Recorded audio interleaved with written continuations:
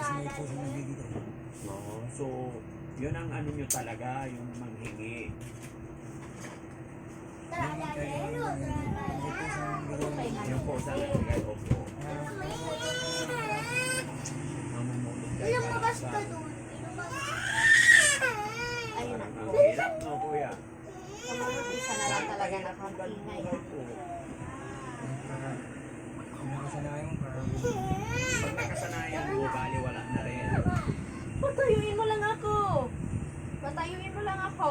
Kumain na kayo, nag-almusal na kayo. hindi ko magano pa lang po, magluluto ko lang. Magluluto, anong oras na? Alas 7 pa lang pala. Hindi lang pa po kami rin, magluluto kami. Doon kayo magluluto. Kompleto naman na kayo ng Lakasan gamit. mo. May dala-dala rin kayong kaldero. Yan po, sa harap. Ilang taon na kayo naninirahan sa kalsada, pabiyahe-biyahe? Ako po, walang taon na rin. 8 taon na. Talagang ang gusto nyo ganitong buhay talaga. No? Ganito talagang buhay gusto nyo. Hindi ako po, pero buhay naman din ako namin. 8 taon na nga mo eh. Pagdahan lang. Paganon-ganon lang. Napakahirap ng buhay, no? Pero kuya, payo ko lang, no? Mas maganda po, mag-steady kayo sa isang lugar. Kung may mapagtrabahoan kayong lupa, yon gaya ng sinabi mo, yung caretaker. Mas maganda po yung ganun. No? Sina mga kababayan, mga kabarangay, magandang umaga. No? Nadaanan po namin sila habang kami pabiyahe. Papunta kami Davao.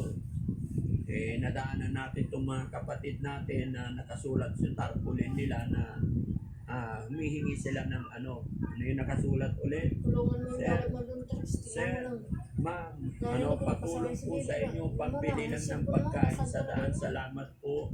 And God bless. Mahal kami ng Diyos. Homeless po, homeless. Yan. Yan, mga homeless sila. Laban lang, sir, no? Sana matagpuan ninyo yung para sa inyo talaga. Pero gaya ng sinabi ko, huwag mong mamasamain, payo ko lang sa inyo. Delikado at mahirap din po yung ganitong buhay.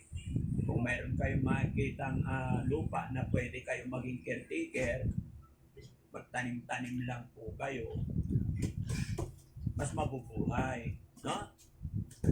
Matanong ko lang, sir, huwag mong mamasamain, saan ka nag-aral? Ha? Quezon City. Nandyan ang pamilya mo. Yung lolo ko. Lolo mo. Magulang mo nasaan? Yung lolo ko nasa Montalban. Talban. Parang lang kasi cellphone eh. Parang Ilan kayo magkakapatid? Hindi lang po. 3. Nasaan yung mga kapatid mo? Andun po sa amin. Saan sa inyo? Sa Quezon City, sa Galas. Yung anak mo nasaan? Nasa Tondo po. Hindi lang po.